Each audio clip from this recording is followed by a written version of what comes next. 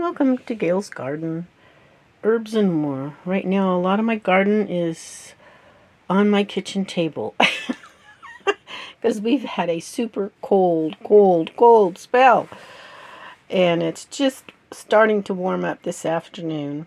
And I went out and picked some of my oregano and got it going for a tincture. Now, all I had to do was pick the oregano, make sure there's no bugs or anything, it's all clean. Put it in there.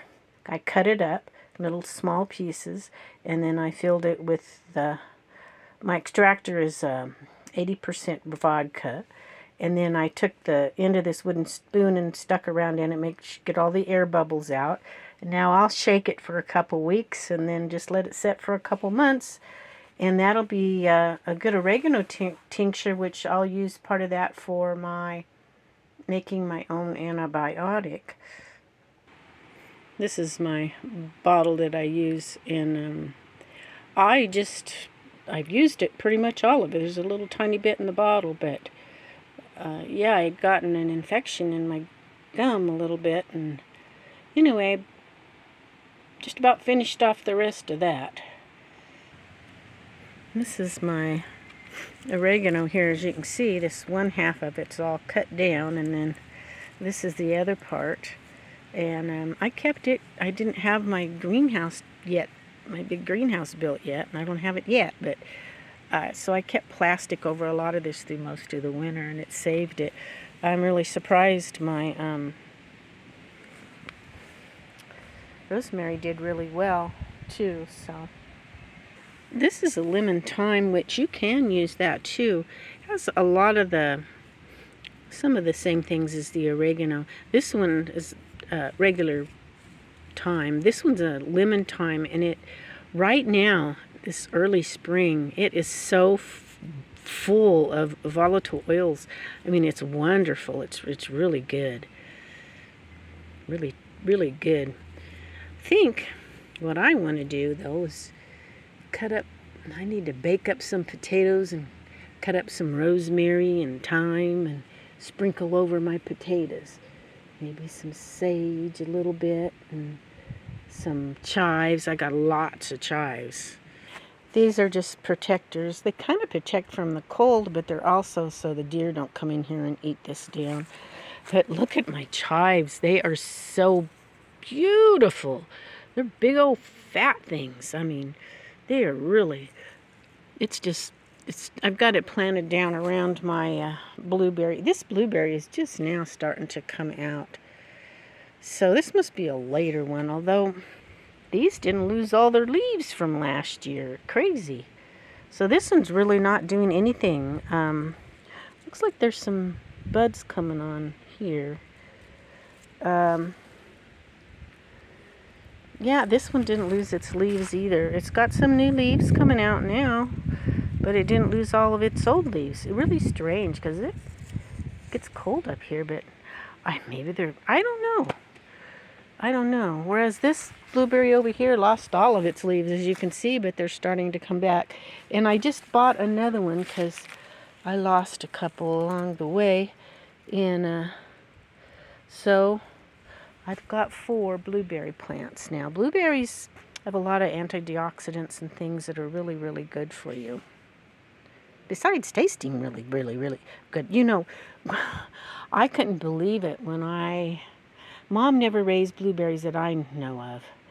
And I've eaten blueberries out of the store. But again, it's one of those that it's so different. It is so good fresh off your plant.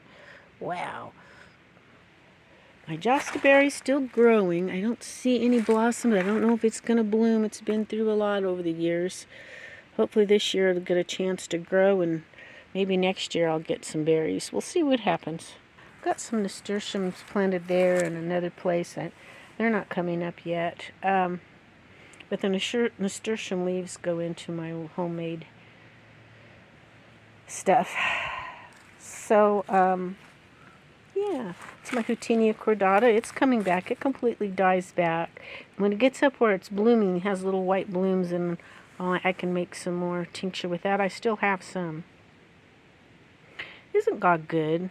The Bible says He gives us the herbs, and You know, a lot of people, they'll take, well, let me give you an example.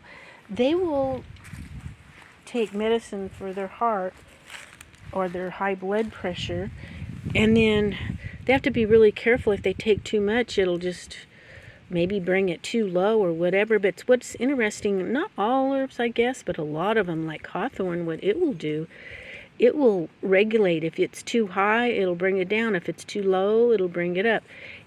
It's just amazing because God's medicine is perfect.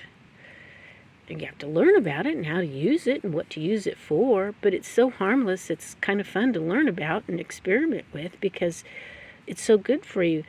This here is just, it's spearmint, but it's really good just to take some of these leaves and kind of crumple them and tear them and put it in a big jar with some water and let it sit overnight and in the fridge, and I'll have some nice refreshing spearmint water in the for the next day, especially if you're working on a project and you get hot and you want something cold to drink. Spearmint's really good. This is a good time of year before the worms come out and start eating them all. Good time to pick them. Isn't that like life, though? You have something beautiful and wonderful that does really good, and then some little worm comes along and eats it. It's kind of like life because there's really good, beautiful things, and then Satan just kind of comes sneaking and inching along and destroying it. Isn't this pretty? This is some of my calendula, but this is an onion that's getting ready to go to seed, and I think it's just very picturesque, very beautiful. I'm just going to let it go to seed. It's pretty. I like the flowers too, so there's so many beautiful things in the plant kingdom. It's just a beautiful, beautiful thing. Hope you all have a wonderful week, and we'll be catching you next time. Give me a thumbs up if you would, and bye for now.